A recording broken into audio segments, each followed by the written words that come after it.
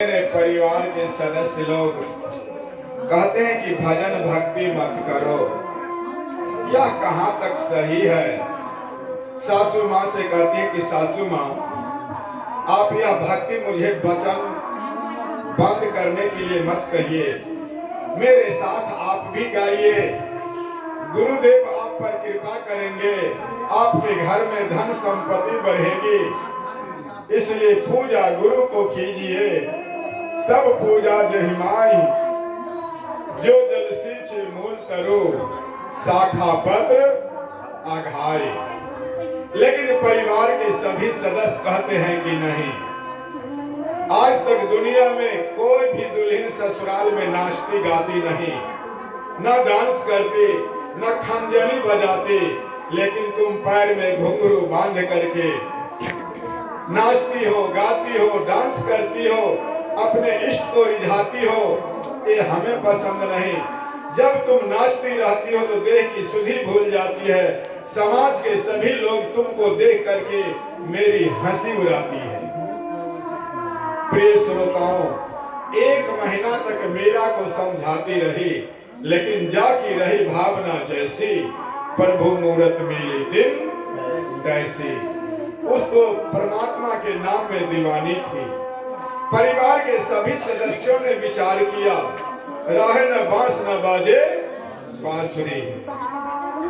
माधव सिंह राठौर अपने इकलौते बेटा से कहा कि ऐसा कर, तू बाजार जा और बाजार से जहर ला, जहर घोल करके एक प्याला में दुल्हन को दो।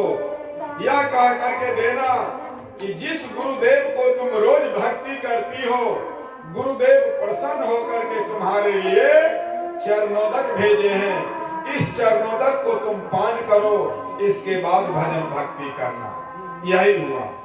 रात्रि में विचार किया, सुबह हुआ, राना बाजार गया, बाजार से जाकर के जहर लाया।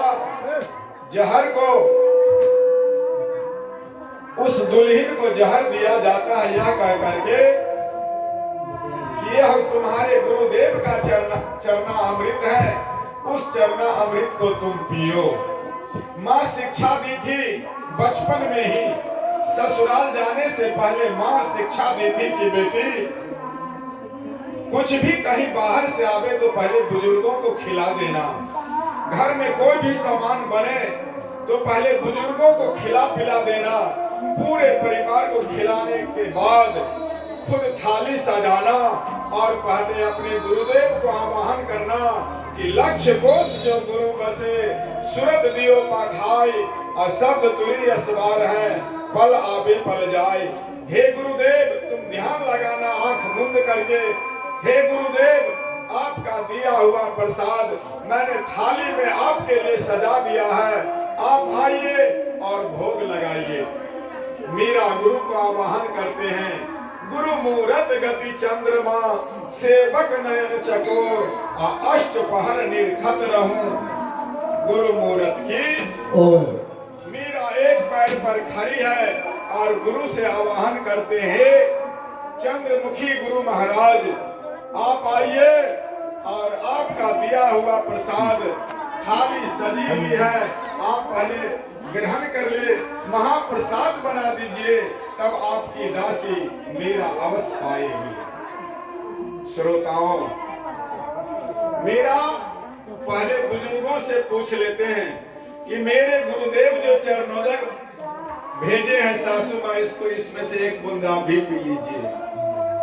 कहा कि नहीं नहीं, गुरुदेव तुम्हारे लिए भेजे हैं। कहा कि सासू माँ सुनिए, एक बार। मीरा कहती है कि इसको सासू माँ को समझाने का प्रयास कर रही है, ताकि एक बूंद चरणोदक हुआ भी पी लेगी तो उसका भी मेरा पार हो जाएगा।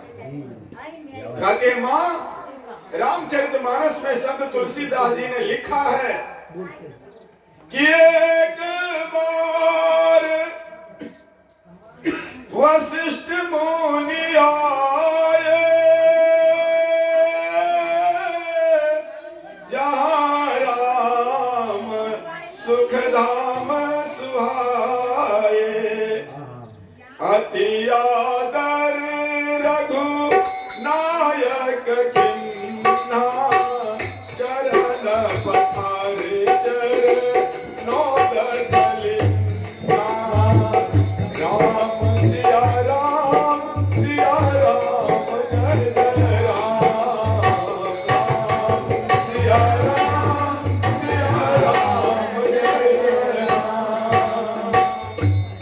सासू माँ से निवेदन करती हैं, हाथ जोड़ करके प्रार्थना करती कि हे सासू माँ, राम और सिया कि जब गुरु वशिष्ठ आए अयोध्या में तो चरण पखारे, चरणोदक लिए, शेष बचे चरणोदक को पूरे भवनों में सिंचित की।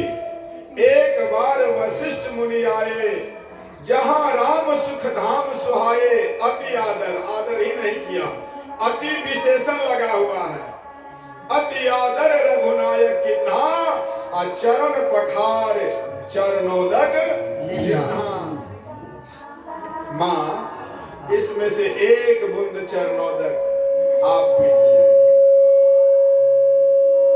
सासू माँ तो भली भांत जानती थी कि यह चरणोदक नहीं है, हमने इसको झूठ कह रहा हूं, यह चरणोदक कह करके पिएगी, दुल्हन सदा के लिए राम नाम सत्य हो जाएगी। सासू माँ जब नहीं पी, हेलो चेत, तब वह अपने ससुर से कहती है कि बाबू, इसमें से एक बूंद चरणोदक आप ले लीजिए। ससुर महाराज ने कहा कि नहीं बेटी, तुम्हारे लिए यह चरणोदक गुरुजी भेजे हैं व्यक्तिगत तुम्हारे लिए। ससुर को भी शिक्षा देती हैं। एक बार भगवान राम को नदी पार करनी थी, अथाह जल था, विचार किया कि चलते हैं नाविक के पास और नाव पर सवार होकर के नदी पार कर लेंगे। प्रिय श्रोताओं, एक बार भगवान राम, लखन, जगत जननी सीता तीनों नदी के किनारे आया और मल्लाह से कहा कि ओ मल्लाह भाई, मुझे नदी पार करनी है, आप आइए, नाव पर सवार मैं हो जाऊंगा, आप लोग पार कर दीजिए। मल्लाह कहा, धन्य हो प्रभु, यही घाट ते थोड़क दूर, यही घाट ते थोड़क दूर, कटिलो जल था दिखाया हूँ जो, पर से पग दूर तरे तरनी, घरनी घर क्या समझाया हूँ जो। मेरा पूरे परिवार को बैठाई हुई है और इशारा है बाबू को और सबको शिक्षा दे रही है। कहते हमारी बात पर आप लोग ध्यान दीजिए। जब भगवान श्री राम 14 वर्ष वनवास पूरने के बाद जब अयोध्या लौट रहे थे तो रास्ते में सरयू नदी पड़ती थी। सरयू नदी में अथाह जल था। भगवान राम विचार किया कि नाव से ही नदी पार होनी चाहिए। मल्लाह से कहा कि ओ मल्लाह भाई, आइए मुझे पार कर दीजिए। भगवान से कहा मल्लाह कि प्रभु, आप में कोई दोष नहीं है। हमने एक कथा सुनी है कि आपके चरण में जो धूली लगी हुई है, गर्दा मिट्टी, उसमें कुछ विशेषताएं हैं। वह चरण रज की धूली लगने से गौतम मुनि की पत्नी अहिल्या, जो उनके साप से शापित होकर के पत्थर बन गया था, लेकिन जब आप लौट रहे थे तो श्री चरण रज के लगने मात्र से वह पत्थर नारी बन गई। इसलिए मैं आपसे विनती पूर्वक कहना चाहता हूं कि हे भगवान, यही घाट ते थोरिक दूर यही कटिलो जल थाह दिखायहूं जो पर से पट दूर करे तरनी घरनी घर क्या समझायहूं जो यही घाट ते थोरिक दूर यही कटिलो जल थाह दिखायहूं जो। कहा कि प्रभु हमको चरण पखारने दीजिए। आपके चरण में जो धूली लगी हुई है वह धूली धुल जाने के कारण आपका चरण पवित्र और पावन हो जाएगा। मेरी नाव भी बच जाएगी, मेरी जीविका भी समाप्त नहीं होगी और आप नदी भी पार कर लेंगे। प्रिय श्रोताओं, भगवान ने कहा कि मैं जल्दी में हूं, तो कहा कि सुनिए, आप प्रेम से यदि चरण नहीं धोने देंगे तो मैं मल्लाह ठहरा, आपके वचन को भी मैं कैसे काटूंगा। इस घाट के समीप में ही कमर भर पानी है, आप तीनों के तीनों पार हो जाइए। और नहीं आपको यह विश्वास होता है कि कहीं डुबा दे मल्लाह, तो ऐसी बात नहीं। आगे आगे मैं चलता हूं और पीछे पीछे आप तीनों नदी पार कर जाइए। भगवान ने कहा कि नहीं, मेरी जो यह धर्म पत्नी है सीता, कभी जो है नदी आज तक पार नहीं की। उसे काफी भय लग रहा है, डर लग रहा है। वह बार बार विनती करती है कि मैं नदी पार नहीं कर सकती। मल्लाह भाई, तू मुझे पार कर। मल्लाह हट करता है कि प्रभु, जब तक आप चरण नहीं धोने देंगे तब तक मैं आपको नदी पार नहीं करूंगा। अति प्रेम देखा, प्रबल प्रेम को पाल पर कर, प्रबल प्रेम को पाल पर कर, प्रभु का नियम बदलते देखा, अपना मान भले टल जाए, पर भक्त का मान न टलते देखा। मल्लाह का प्रेम ओवरफ्लो था, ऊपर से प्रेम बह रहा था, खुशी की आंसू बह रहा था कि आज भगवान का चरण यदि मैं पखार लूंगा तो धन्य धन्य हो जाएंगे। अंत में भगवान ने कहा कि वैसे वो पार नहीं करेगा। कहा कि ठीक है, धो लो।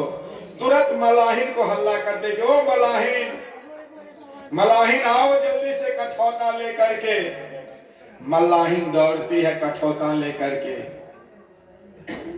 एक चरण मलाहिन पखारती है,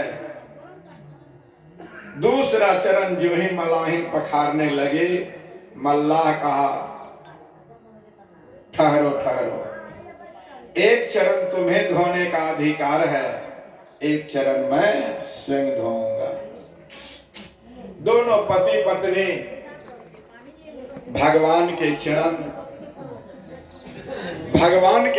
धोते हैं, चरना अमृत लेते हैं, पूरे भवन में सिंचित करते हैं और अन दिनों के लिए एक बोतल में भर लेते हैं और भगवान को प्रेम से कहते हैं, प्रभु विराजो अब इस नाव में, विलंब मत कीजिए, मेरी प्रार्थना आपने सुनी, अब आपकी भी प्रार्थना मुझे स्वीकार है। भगवान जगत जननी मैया सीता, शेषा अवतार लखन सब नाव में सवार हुए और डोली मोरा भीजा लाई हो कदाम,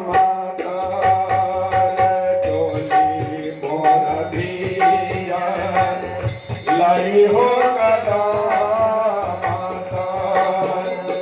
मलहा भैया नैया लैयौ न घाट मलहा भैया नैया लैयौ न घाट डोली मोर बीजा लाई हो कदा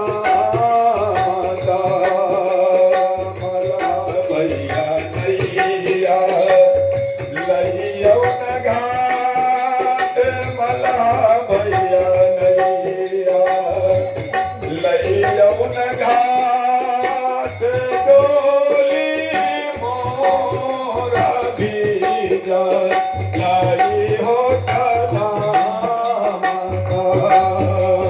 मलहा भैया नैया लैयौ न घाट। जगत जननी अम्बा सीता शेषा अवतार अनुज लखन और खुद भगवान जब सवार हुए स्वागत में वर्षा होती है। नामी लटकेश भींग रही है किसको? सीता महारानी की लट भींग रही है। भगवान राम का चादर भींग रहा है। नहीं कह रही है कहाँ माँ सुखा के बहो नामी लटके कहाँ माँ सुखा के बहो नामी लटके कहाँ माँ सुखा ये आला पबाए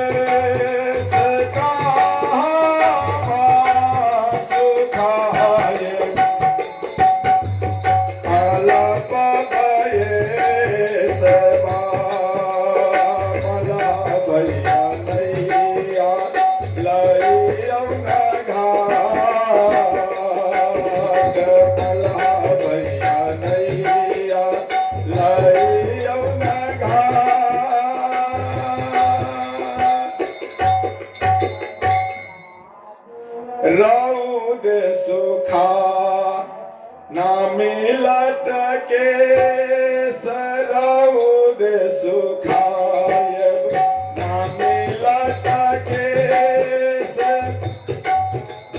छाहे में सुखाए ताला पभये सरवा